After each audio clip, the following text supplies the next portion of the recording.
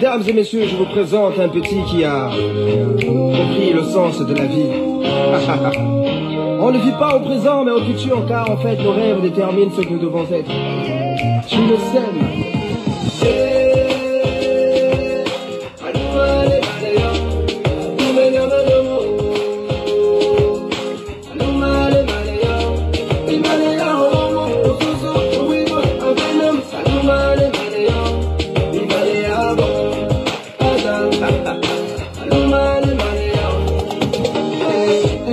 Se lève sur la terre des hommes, j'ai vu des frères et des sœurs descendre dans nos rues, fêter la liberté. Il paraît que mon ami n'a pas été réélu. Fini 50 ans de règne, fini la dictature. Je vis de la fierté chez nos pères, la joie chez nos mères, et l'espoir renaître chez nos frères et sœurs. Fini les crimes rituels, fini la gabegie, fini les fausses promesses, c'est une nouvelle ère.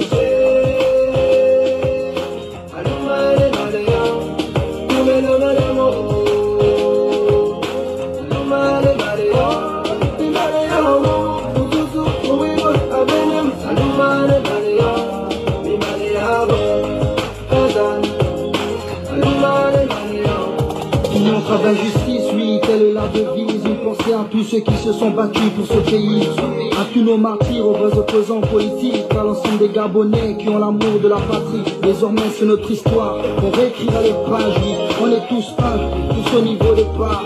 Que tu sois d'ici ou enfin venu d'ailleurs, aime ce pays et serre-le avec le cœur. Je le sais.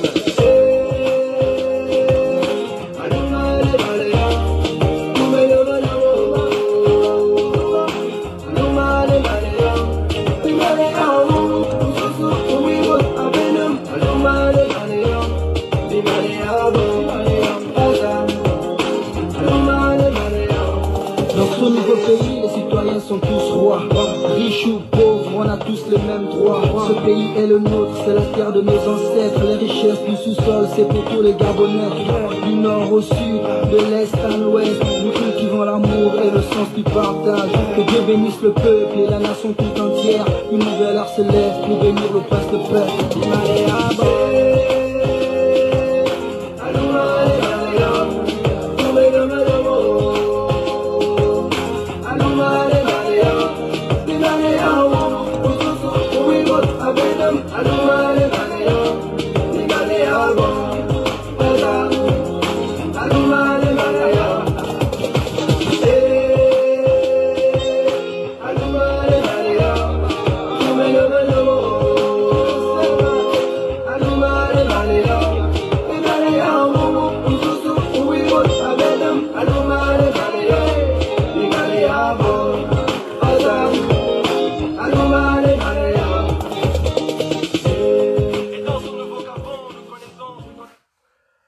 Bonsoir à tous, merci de me recevoir chez vous.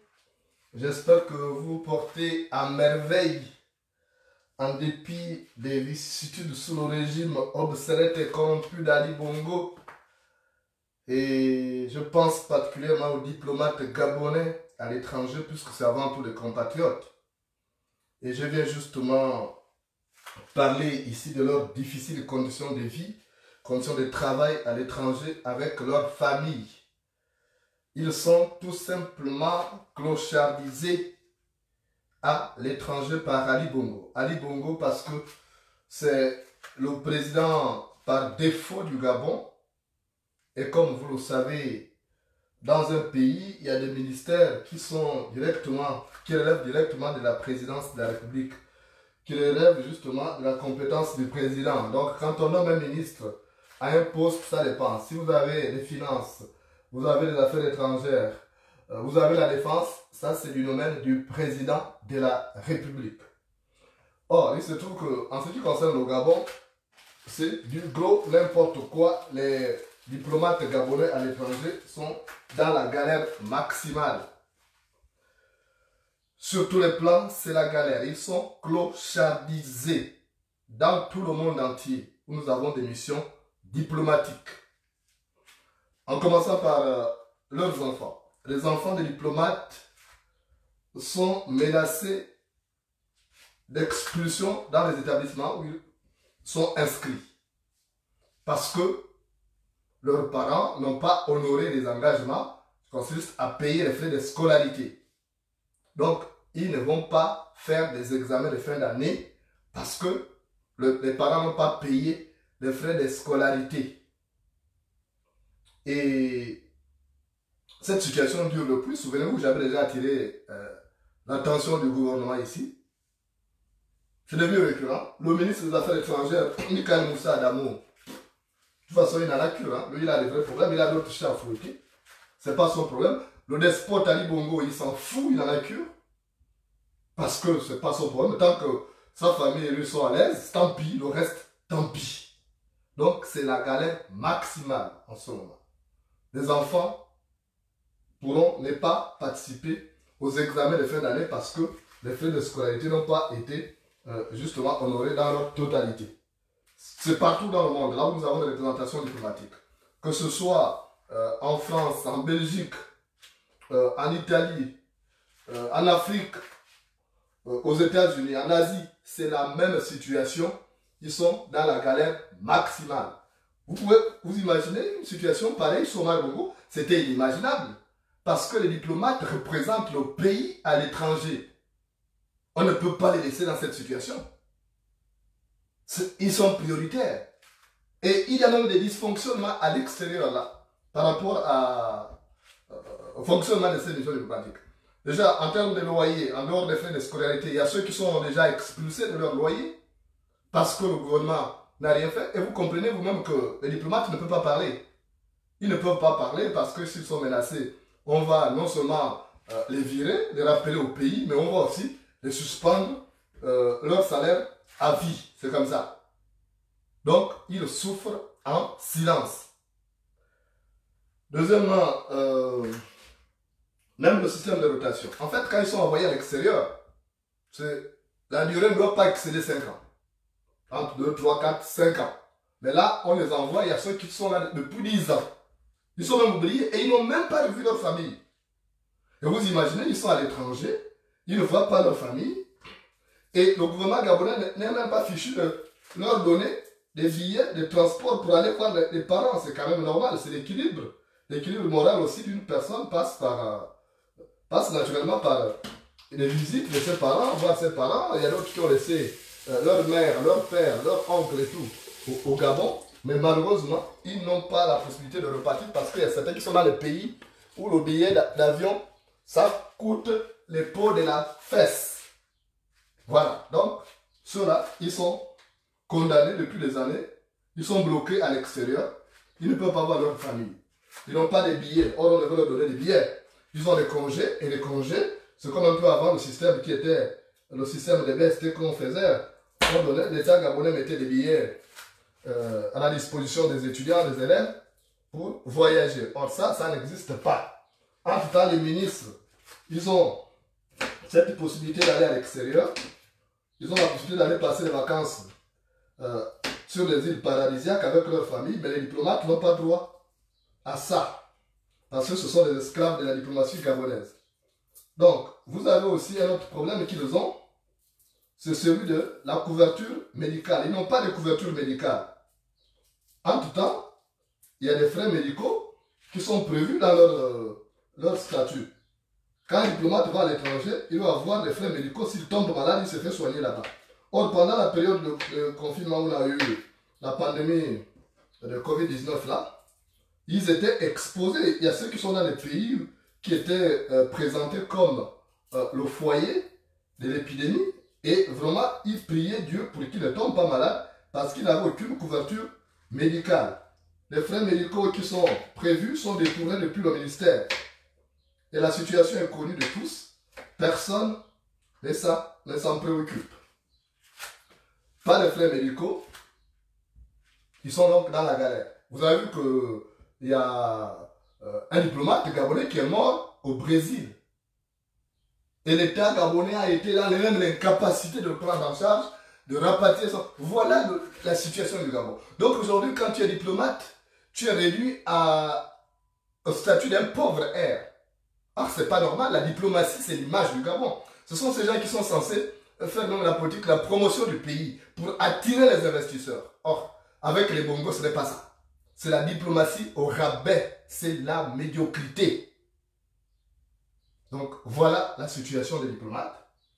Je sais que beaucoup disent oui, ils soutiennent. C'est pas tout ce que soutiennent les Bongo, attention. Ils sont diplomates, en fait ils sont censés pas faire de la politique.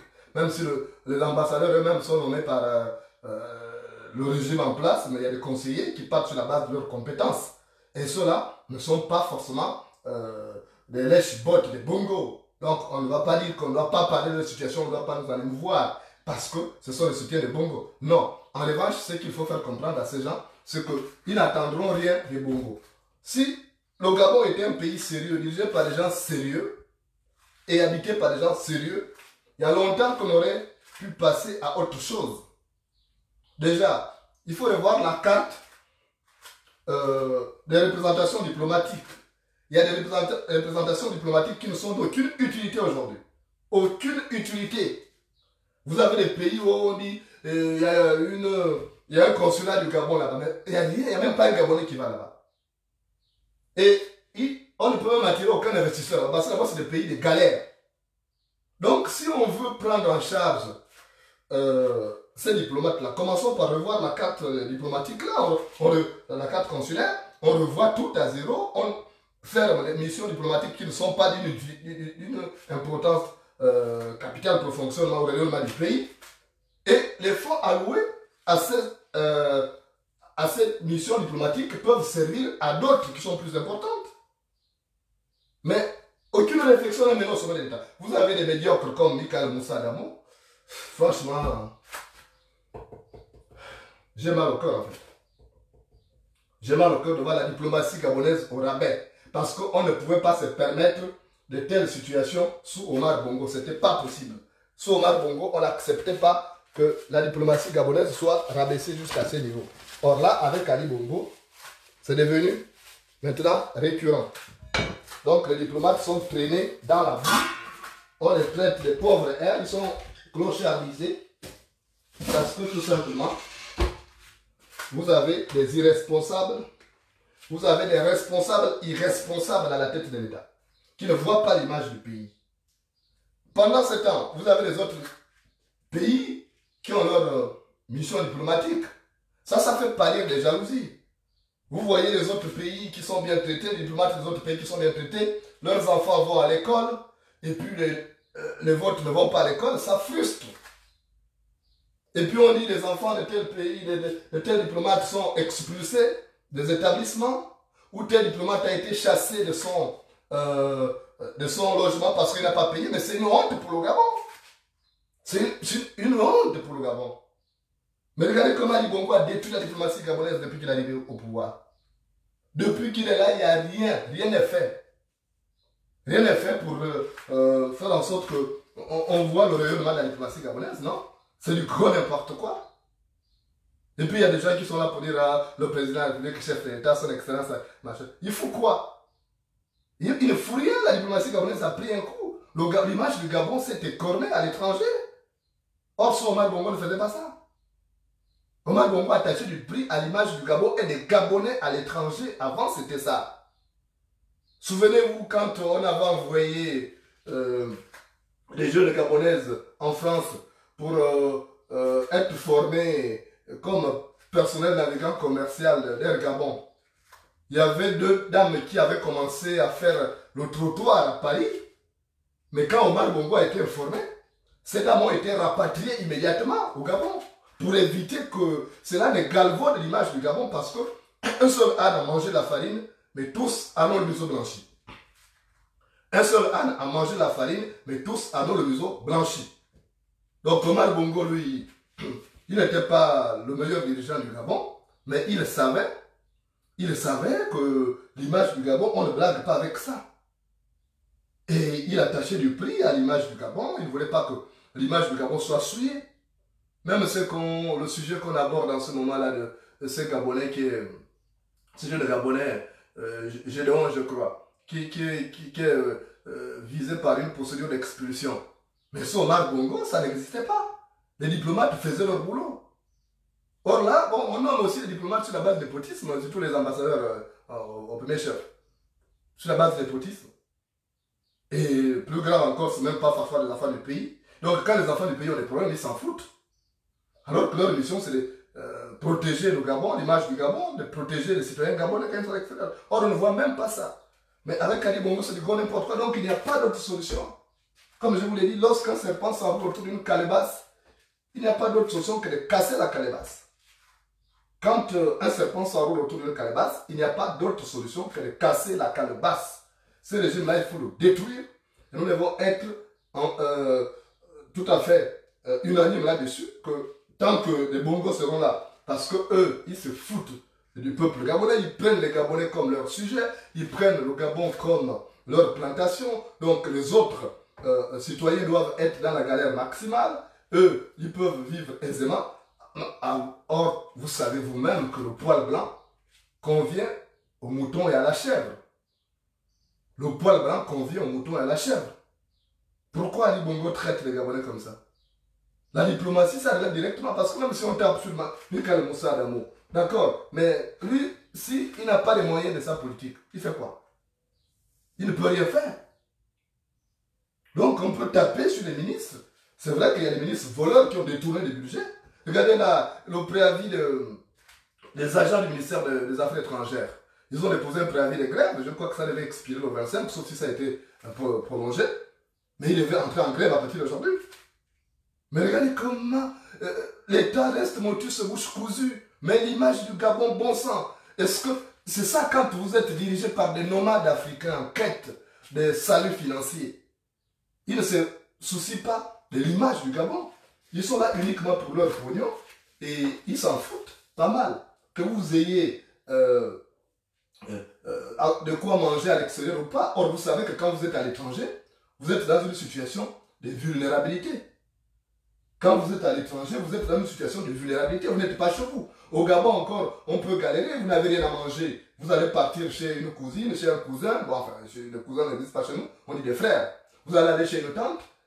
Si 19h vous trouvent là-bas, ils sont en train de faire le repas. Vous passez à table, vous mangez. Mais ce n'est pas le cas en Europe, par exemple. Ce n'est pas le cas dans les pays étrangers. Ce n'est pas possible.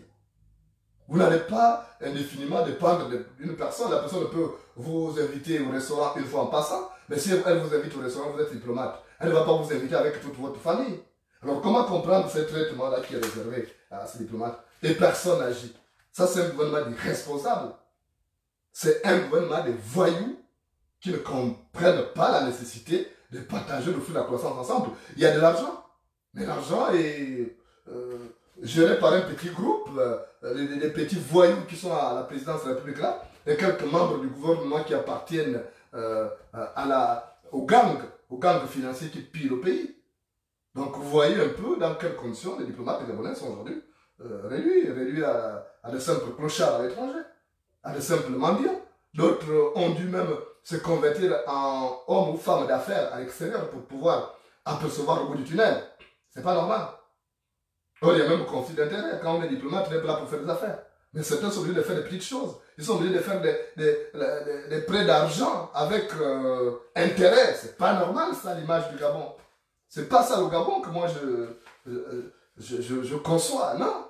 Nous avons tout ce qu'il faut. Si on n'a plus la possibilité, si l'État gabonais n'a plus assez d'argent, mais que l'État gabonais commence par fermer les missions diplomatiques qui ne sont pas d'une utilité, c'est tout.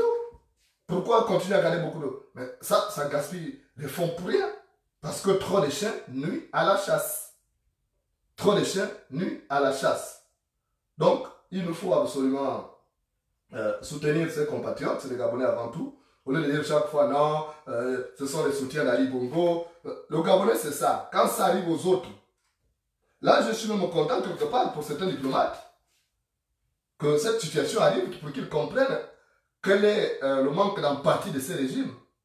Parce que souvent, quand on parle de ces problèmes, il y a d'autres qui disent, bon, ça ne nous regarde pas. Mais ça ne vous regarde pas parce que ce n'est pas encore arrivé chez vous. Mais quand ça arrive chez vous, vous allez faire comment?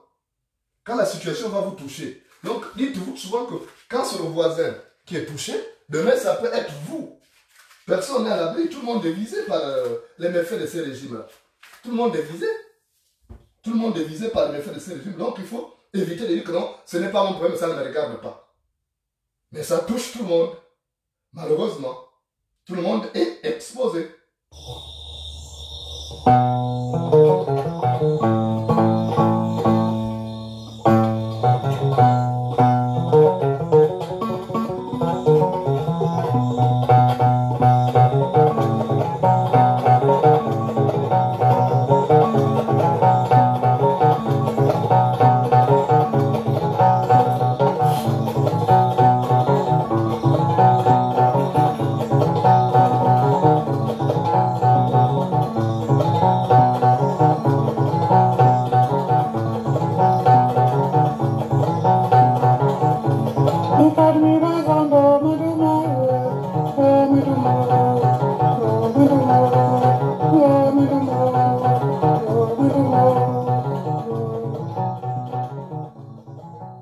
Alors, chers Gabonais, arrêtez, cessez de dire que non, ce n'est pas mon problème.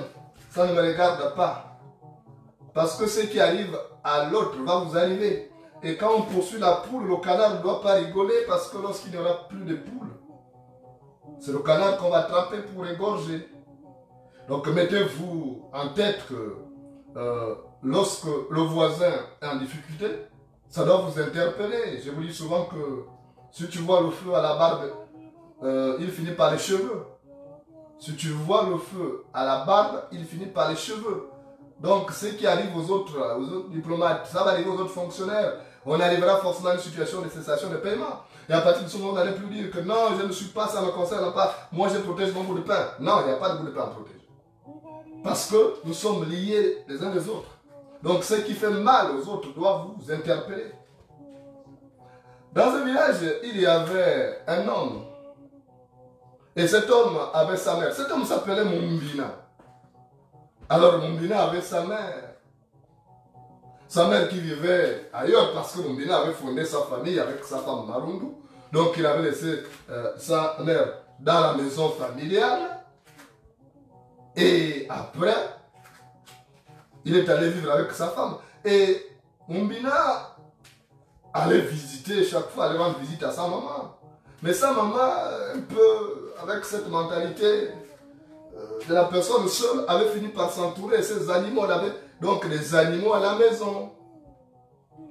Elle avait des animaux à la maison. Elle avait des chèvres. Elle avait une chèvre. Elle avait un chien. Elle avait un bœuf. Elle avait un mouton. Elle avait un oiseau aussi qu'elle gardait. Enfin, elle avait un oiseau qu'elle gardait. Elle avait aussi un serpent qu'elle gardait chez elle. Alors donc, la mère de Mumbina avait cette fâcheuse habitude de ne pas trop se mêler des problèmes de ses voisins, enfin, ses cohabitants, le serpent, donc tout ce que les animaux avaient comme problème, ce n'était pas le problème de la mère de Mumbina. Elle disait, ça ne me regarde pas. Donc, dans cette maison-là, disais-je, il y avait un serpent, et c'est comme ça que le serpent-là se nourrissait toujours des œufs que pondait l'oiseau-là que la mère de Mumbina gardait dans la maison. Et chaque fois, le serpent-là bouffait les œufs-là. Et le serpent excédé, l'oiseau excédé a décidé donc d'aller se plaindre chez la mère de Mumbina pour dire, ah, maîtresse, c'est toi qui es notre maîtresse qui nous garde ici là. Moi, je voulais que tu parles au serpent là. Parce que chaque fois que je prends mes œufs, ce serpent là bouffe mes œufs. Alors, moi j'ai besoin de laisser des enfants. Donc il faut que tu parles à ce serpent là de me laisser mes œufs tranquilles parce que moi je veux faire mes enfants. La mère de Mumbina a dit, mais qu'est-ce que ça me regarde? Ça c'est moi qui envoie le serpent. Ça ne me regarde pas. Va régler ça avec le serpent, ça ne me regarde pas. C'est comme ça que l'oiseau est allé voir maintenant la chèvre, pour dire à la chèvre, il dit, ah, voisine, moi j'ai des soucis là. Chaque fois que je prends des œufs, le serpent là, il bouffe mes œufs. J'aimerais que tu parles à ce serpent de laisser mes œufs tranquilles. La chèvre a dit, est-ce que moi ça me regarde? Ça ne me regarde pas. Règle ça avec le serpent. Moi, qu'est-ce que j'ai à foutre dans vos affaires de conflit entre un oiseau et un serpent? Ça ne me regarde pas. Et après, l'oiseau ne s'est pas arrêté là. L'oiseau est allé voir la vache. Il a dit, ah, ma voisine, moi j'ai un souci là. Le serpent là, je veux que tu lui parles parce qu'à chaque fois que je prends les œufs, il se précipite là pour les bouffer. La vache a dit, mais quel est mon problème? Moi, ça ne me regarde pas, ça c'est une affaire entre oiseau et serpent, ça ne me regarde pas. Et dans un dernier sursaut, l'oiseau est allé voir le chien pour dire, ah, voisin, toi tu vois le serpent là, on vit ensemble, mais lui il ne fait rien pour que nos rapports soient cordiaux. Il cherche toujours les palabres, il bouffe mes œufs. Est-ce que tu peux lui parler s'il te plaît? Le chien dit, c'est moi ça me regarde, qu'est-ce que j'ai à foutre dans vos histoires? Et l'oiseau excédé a dit, mais ça c'est quelle affaire? J'ai parlé à tous les voisins là. Ils disent que ce n'est pas leur affaire. Bon, je vais leur montrer maintenant que ça va être leur affaire, que ces histoires-là, qui touchent un, ça doit toucher tout le monde. Et l'oiseau a attendu la nuit.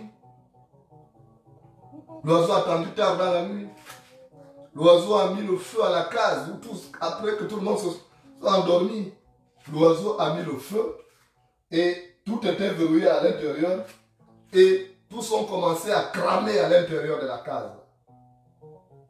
Tous ont commencé à cramer. L'oiseau, déjà la maîtresse, elle aussi brûlée au 3e degré. Le serpent brûlé, le chien qui était là brûlé. Mais la femme, elle était la plus touchée parce que les animaux sont sortis. Même s'ils étaient légèrement brûlés. Et on a amené à l'hôpital, mais la femme a finalement succombé. Elle a rendu l'âme. Et quand elle a rendu l'âme, les gens sont venus pour faire les cérémonies, pour aller l'enterrer. Les villageois sont venus. Et quand on revient de la tombe, là, quand on revient après l'enterrement, chez nous au village, on doit préparer le cabri. Donc on a attrapé la chèvre, on a préparé et on a donné le repas aux gens. Ils ont mangé. Le chien, lui, il avait été brûlé, il a fini par mourir. La vache, c'était les gens qui ont touché, elle est sortie quand même. Mais au retrait de l'œil, il fallait maintenant beaucoup plus de monde. C'était une grande fête. Il fallait trouver de quoi nourrir toute la population. La solution était vite faite. On a dit, prenez la vache, elle peut nourrir tout le monde. C'est comme ça qu'on a pris la vache et on a tué, on a préparé la donner. Et après, tout le monde était touché. Il n'y avait plus personne qui était parlé. Mais chacun, avant de rendre l'âme, était en train de réfléchir. En disant, ah, et pourtant, l'oiseau m'a averti. J'aurais dû faire ça, maintenant on m'attrape pour aller me zigouiller. Si j'étais intervenu, ça ne serait pas arrivé. Donc, le problème du voisin, c'est aussi ton problème. Ne dites jamais, je protège mon bout de pain parce que ça ne le concerne pas. Ça finit par vous toucher. Les répercussions finissent par arriver jusqu'à vous. Ça vous éclabousse d'une manière ou d'une autre. C'est pourquoi il faut éviter justement de dire que ça ne me regarde pas, je protège mon bout de pain. Là, il y avait des diplomates qui n'étaient pas touchés, mais aujourd'hui sont dans la galère maximale. Alors, soyons donc unis pour dire non, ça suffit comme ça. Mettons un terme. Il y a des gens qui ont des dossiers très importants qui peuvent faire trembler le pays, faire tomber ce régime.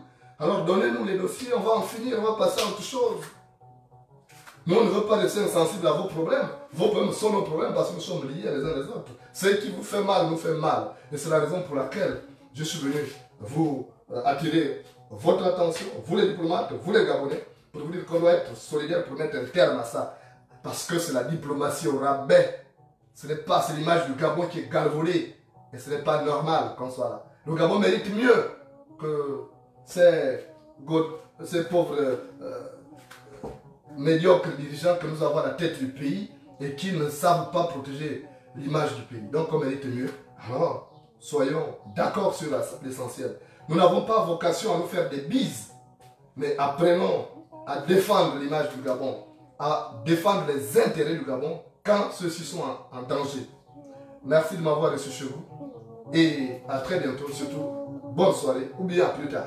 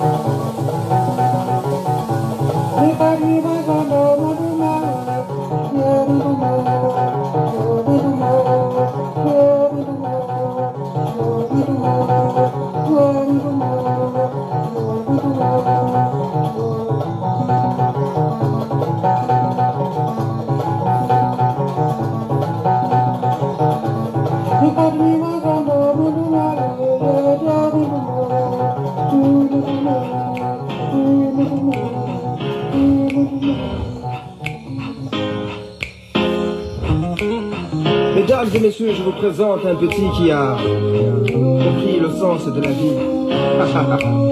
On ne vit pas au présent mais au futur car en fait nos rêves déterminent ce que nous devons être. Tu le sais.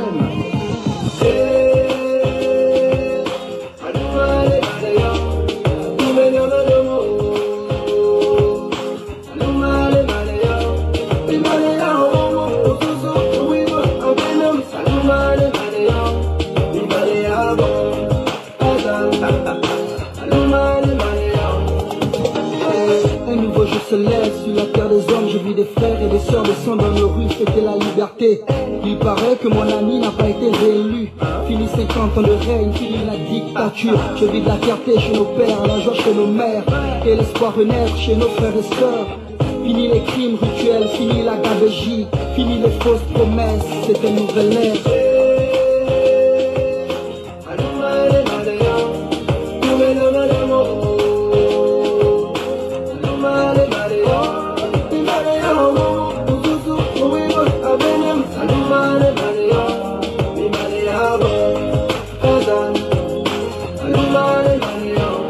Fini on travaille justice, oui, telle est la devise. Une pensée à tous ceux qui se sont battus pour ce pays.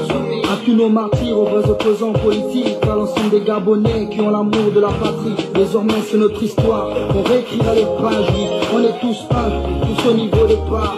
Que tu sois d'ici ou enfant venu d'ailleurs, aime ce pays et serre-le avec le cœur. Je le sème.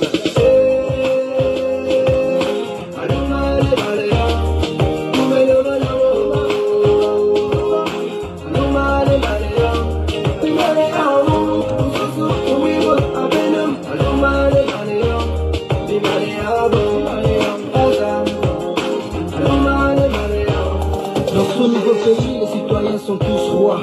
Riches ou pauvres, on a tous les mêmes droits. Ce pays est le nôtre, c'est la terre de nos ancêtres. Les richesses du sous-sol, c'est pour tous les Gabonais. Du nord au sud, de l'est à l'ouest, nous cultivons l'amour et le sens du partage. Que Dieu bénisse le peuple et la nation tout entière. Une nouvelle ère se lève pour bénir le prince de paix.